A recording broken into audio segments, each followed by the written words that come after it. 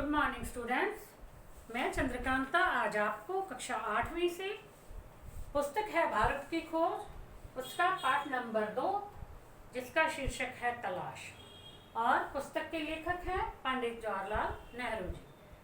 तो पाठ 2 तलाश, उसके बारे में मैं आज आपको समझा रही हूँ।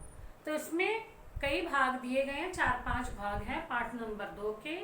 तो हमने पहला भाग भारत के अतीत की झांकी, जो जवाहरलाल नेहरू जी ने कैसे हमें बताया था, उनके मन में क्या क्या प्रश्न उठ रहे थे कि ये भारत है क्या, भारत की प्राचीन शक्ति कौन सी थी, उसने अपनी शक्ति को कैसे खो दिया था, क्या उसने अपनी शक्ति को पूरी तरह खो दिया है या नहीं, ठीक है।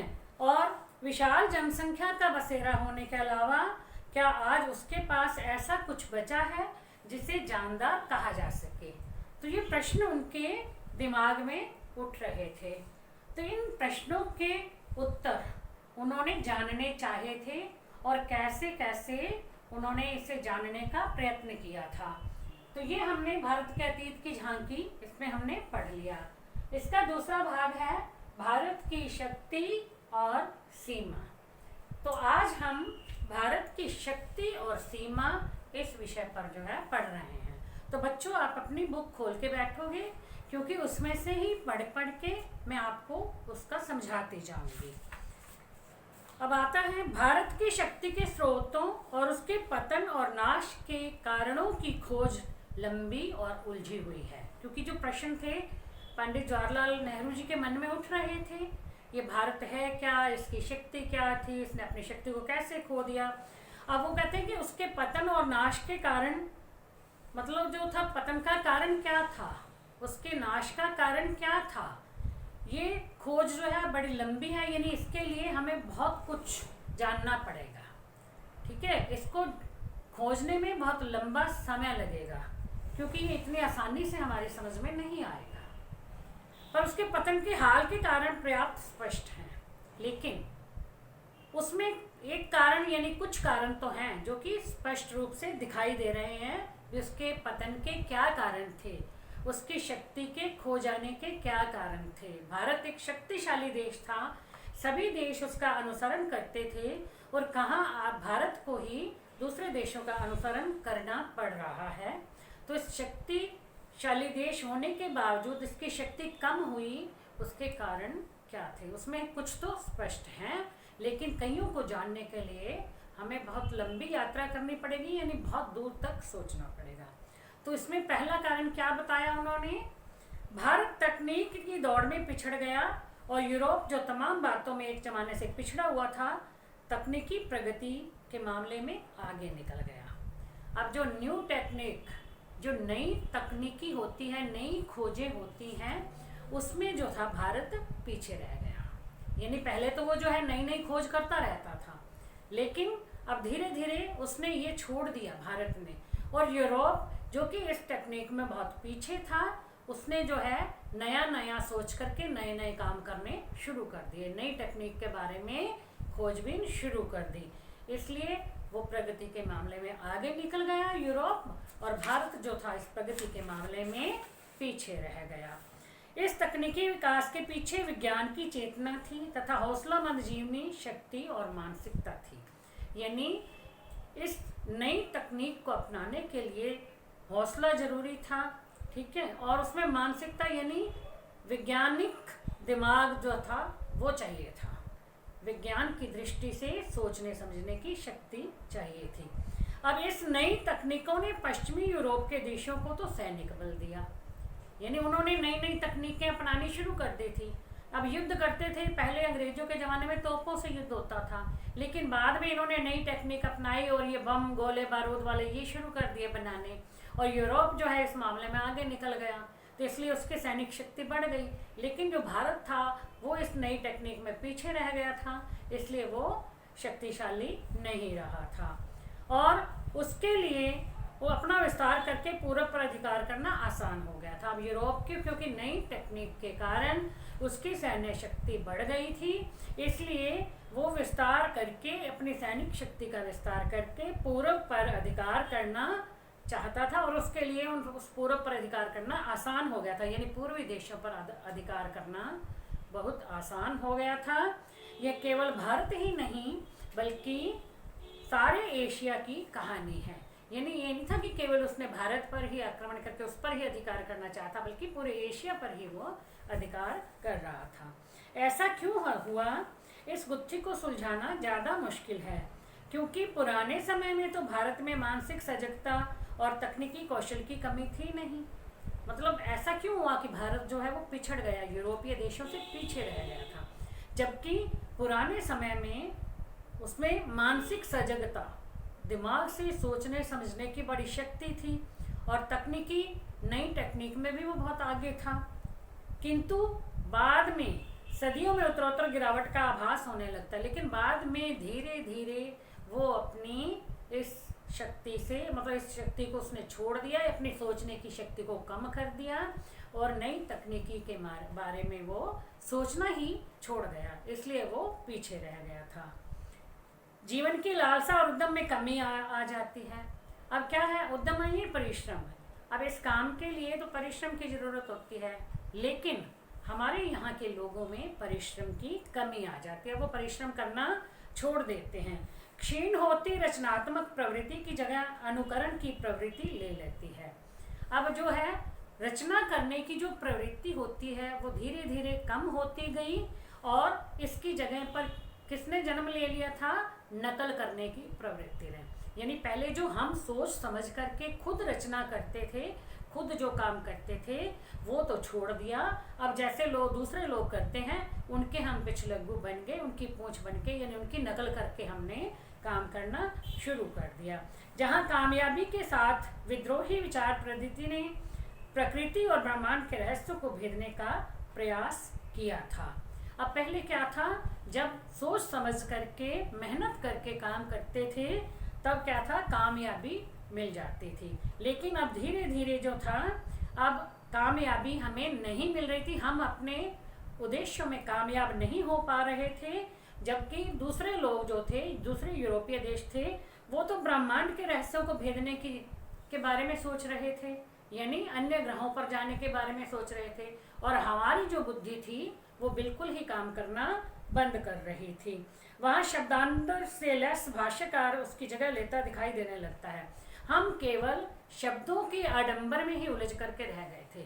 लोग तो चांद पर जाने के बारे में सोच रहे हैं, यानी अन्य ग्रहों पर जाने के बारे में सोच रहे हैं, और हम अपने शब्दों के आडंबर में ही उलझ कर रह गए हैं, भाष्यकार बन करके रह गए, केवल बोलते हैं, काम कुछ नहीं करते हैं।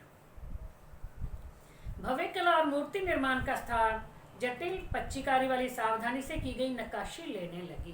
पहले बड़ी सुंदर सुंदर इमारतें और भव्य इमारतें और मूर्तियां बनाई जाती थी, बड़ी बड़ी मूर्तियां बनाई जाती थी, लेकिन अब हमने क्या करा, भारत के लोगों ने मेहनत करना छोड़ दिया, ये बड़ी बड़ी मूर्तियां और भव्य निर्माण करने छोड़ दिए, उसकी जगह पे छोटे मोटे काम जो है वो करने शुरू कर दे। प्रभावी किंतु सजीव, सरल और समृद्ध भाषा की जगह अत्यंत अलंकृत और जटिल साहित्य शैली ने ले ली। पहले जो भी लिखते थे बहुत सीधी सादी सरल भाषा में लिखते थे ताकि लोग जो है समझ सके, लेकिन अब उन्होंने वो शब्दों का खेल बना लिया, बस अब उसी में उलझ करके रह जाते हैं। जो कुछ भी लिखते हैं वो जो है बहुत ही कठिन भाषा में लिखा जाने लगा। साहसिक कार्यों की लालसा और छलकती हुई जिंदगी, जिसके कारण सुदूर देशों में भारतीय संस्कृति का प्रसार संभव हो सका था, क्षीण हो चली।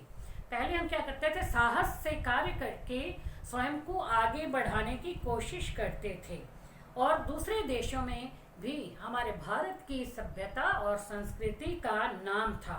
अब वो जो था धीरे धीरे कम होता गया, वो क्षीण हो चली थी। यानी अब जो है, क्योंकि हम साहस ही नहीं करते, मेहनत ही नहीं करते थे, कुछ काम ही नहीं कर रहे हैं, तो हमारा नाम कैसे होगा। और उसके स्थान पर महासागरों को पार करने पर रोक लगाने वाली संकीर्ण रूढ़िवादिता ने जन्म ले लिया था। मतलब मेहनत करके पहले ऐसा था कि महासागरों को भी पार करके हम चले जाते थे, लेकिन अब संकीर्ण रूढ़िवादिता, रूढ़ियाँ यानी परंपराएं होती हैं जो प्राचीन काल से चली आ रही हैं, हम उन परंपराओं को एज इट इज अपनाते जाते हैं। तो कुछ ऐसी परंपराएं भी थी कि महासागरों को पार भी करना ऐसा हो जाएगा, यदि हम ये काम करेंगे तो ऐसा हो जाएगा, ये सोच सोच करके, इन रूढ़ियों के बारे में सोच सोच करके हमने काम करना ही छोड़ दिया था। जांच पड़ताल की विवेकपूर्ण चेतना लुप्त होती गई थी। जो भी कुछ हम जांच करते थे, मतलब वहाँ सागर पार करके जाएंगे, आगे वहाँ पर हमें क्या मिलेगा हमारे भारत देश में और क्या क्या है, हम कुछ जो जांचना परखना चाहते हैं वो जो है हमने छोड़ दिया था। और उसकी जगह पर अब सोचने समझने की शक्ति हमारी कम होती गई और उसकी जगह अतीत की अंधी मूर्ति पूजा ने ले ली थी।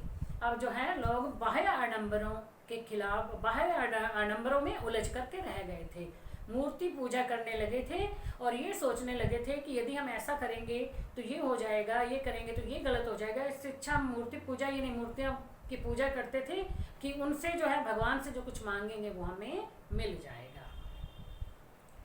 अतीत के विकट भार ने उसे कुचल कर रख दिया और वह एक तरह की मूर्छा से ग्रस्त हो गई।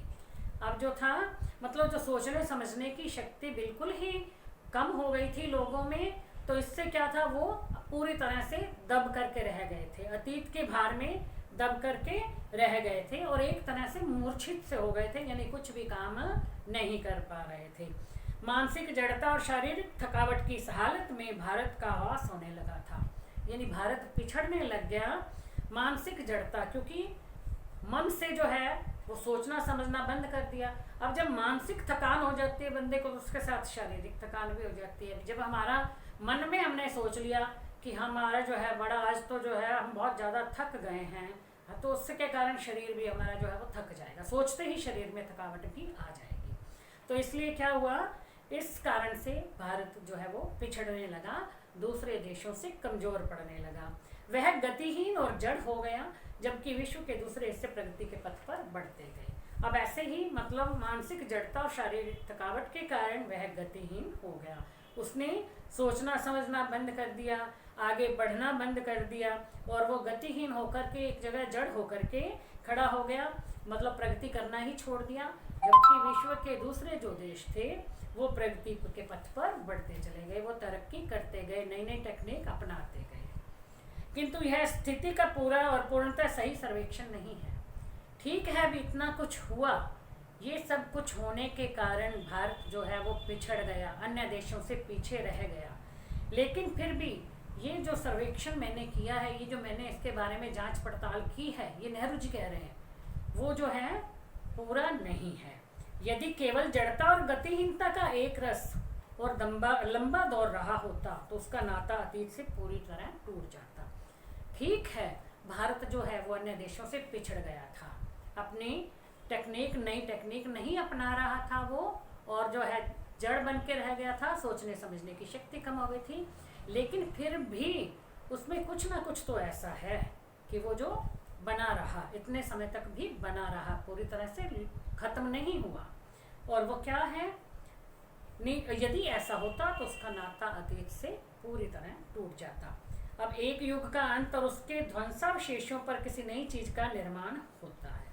अब क्या होता है भी, एक चीज का अंत हो जाता है, एक युग का अंत हो जाता है। मान लो एक चीज है वो टूट जाती है, तो क्या करते हैं, कोई बिल्डिंग टूट गई, हम उसके ऊपर कुछ नया बना देते हैं, तो वो क्या होता है, एक का अंत हो जाता है लेकिन दूसरा बन जाता है। इसी तरह से एक युग का अंत और उसके ऊपर जो है नए नए और चीज़ें बनती गई, तो इसलिए उसका जो है नयों का निर्माण भी होता गया। इसको हम जो है छोड़ नहीं पाए, भारतीय लोग वो जो करते रहे थे। इस तरह का क्रम भंग नहीं हुआ और भारत में भी निरंतरता बनी रही।